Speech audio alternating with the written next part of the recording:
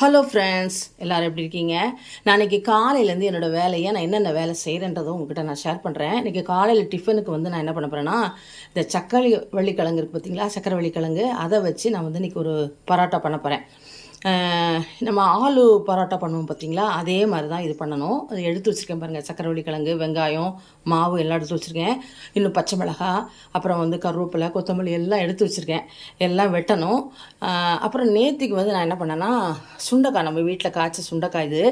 இதை நல்லா நான் வந்து நசுக்கி மோரில் ஊற வச்சுருக்கேன். இப்போ இதை எடுத்துகிட்டு போய் வெளியில் வந்து நான் காய வைக்கணும். இது ஒரு செட்டு, அடுத்த செட்டுக்கு நான் பறித்து வச்சுருக்கேன். இது கொஞ்சம் காஞ்ச பிறகு தான் நான் வந்து அடுத்த செட்டு போடுவேன். அடுத்தது பாருங்கள், இங்கே பாருங்கள் வத்தல். இது ஜவ்வரிசி வத்தல், அரிசியும் ஜவ்வரிசியும் சேர்ந்த வத்தல்.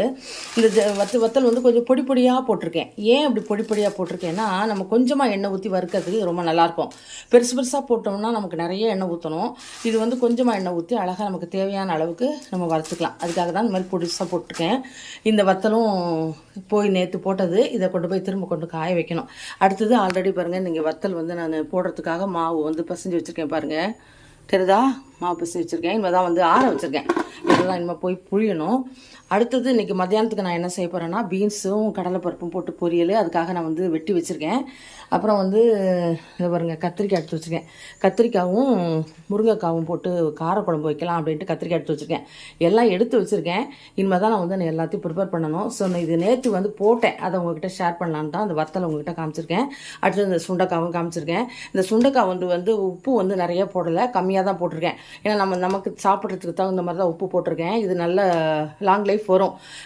இதை வந்து நான் வந்து எடுத்து ஸ்டோர் பண்ணி வச்சுக்கிட்டேன்னா, நம்ம வந்து வத்த குழம்பு வைக்கிறதுக்கோ இல்லைனா வந்து ஊறுகாய் பண்ணுறதுக்கோ எதுக்குமே நமக்கு யூஸ் ஆகும். அதனால தான் அந்த வந்து சீசன் இது. அதனால் இதை எடுத்து வச்சுருக்கேன். இப்போ நம்ம வந்து ஒன்றா செய்ய போகிறோம். இந்த ஆலு பரோட்டான்னு சொன்ன பார்த்தீங்களா, சக்கரவள்ளி கிழங்குல எப்படி பரோட்டா பண்ணுறது அப்படின்றத நான் இப்போது உங்கள்கிட்ட ஷேர் பண்ணுறேன். இதுக்கு தொட்டுக்கிறதுக்கு வந்து தேங்காய் சட்னி தான் அரைக்க போகிறேன். சாதாரணமாக இதுக்கு வந்து தொட்டுக்க வந்து தயிர் பச்சடி தான் வச்சு சாப்பிடுவாங்க நிறைய பேர். ஆலு பரோட்டாலாம் சாப்பிடும்போது தயிர் பச்சடி தான் வச்சு சாப்பிடுவாங்க. அதனால் நான் இன்றைக்கி வந்து தேங்காய் சட்னி அரைக்க போகிறேன். இதை வந்து முதல்ல நம்ம வந்து இட்லி தட்டில் வேக வைக்க போகிறோம். வேக வச்சுட்டு அப்புறம் அந்த மாவு கூட நம்ம பிசையும் போது என்னென்ன போட்டு நான் பிசைகிறேன் அப்படின்றத உங்ககிட்ட நான் ஷேர் பண்ணுறேன். நம்ம 2 கிழங்கு உங்கள்கிட்ட காமிச்ச பார்த்தீங்களா, அதில் நான் வந்து 1.5 கிழங்கு போட்டிருக்கேன். எனக்கு போதும், நான் எடுத்த கப்பு மாவுக்கு இவ்வளோ போதும். அதனால் இது எடுத்துட்டேன்.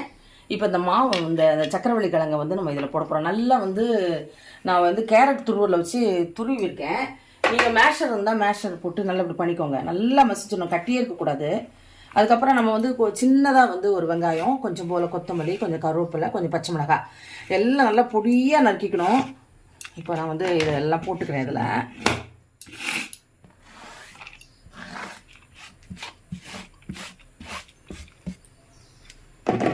அடுத்தது நம்ம வந்து ஜீரகப்பொடி போடுறோம். ஜீரகப்பொடி போட்டிங்கன்னா வாசனை சூப்பராக இருக்கும். அதனால் ஜீரகத்தூள், அப்புறம் கொஞ்சம் போல் மிளகாத்தூள், கார மிளகாத்தூள், அதாவது தனி மிளகாத்தூள், அப்புறம் கொஞ்சம் போல் கரம் மசாலா போட்டுக்கலாம்.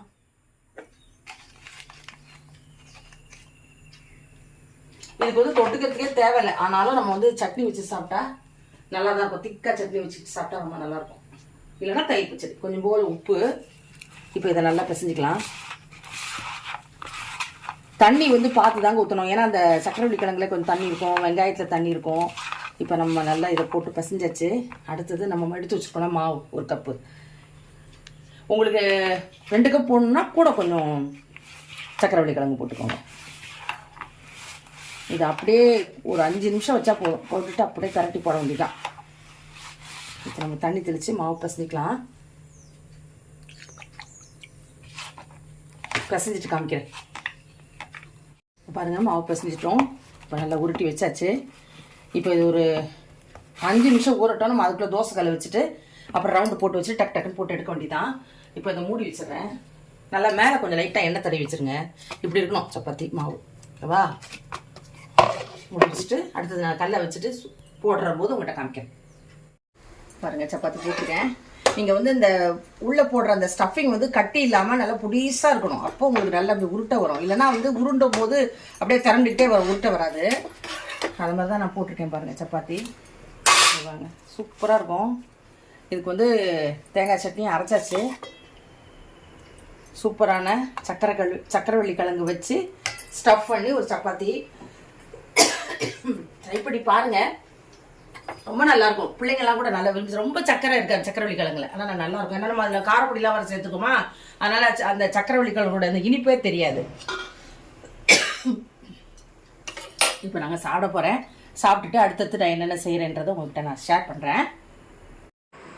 பாருங்கள், மத்தியானம் நான் வந்து சொல்லியிருந்தேன் உங்ககிட்ட, காலையிலேயே கடலைப்பருப்பும் பீன்ஸும் போட்டு பொரியல் பண்ணிவிட்டு காரக்குழம்பு வைக்க போகிறேன்னு சொல்லியிருந்தேன். எல்லாம் முடிச்சிட்டேன். இதில் பாருங்கள், அந்த கடலைப்பருப்பும் பீன்ஸும் பொரியல் கொஞ்சம் மீதி இருக்கு. இப்போ நைட் சாப்பிட்டுருவோம். நான் முடிச்சுட்டு எல்லாம் எடுத்து பேக் பண்ண பிறகு மீன்காரர் மீன் கொண்டு வந்துட்டாரு. சரி, அவர் மீன் கொண்டு வந்துட்டார். ரொம்ப நாள் ஆச்சு நானும் மீன் வாங்கி. சரி, மீன் கொண்டு வந்துட்டாருன்னு மீனும் வாங்கினேன். அப்புறம் மீன் பாருங்கள், இந்த மடவை மீன் சொன்னார்.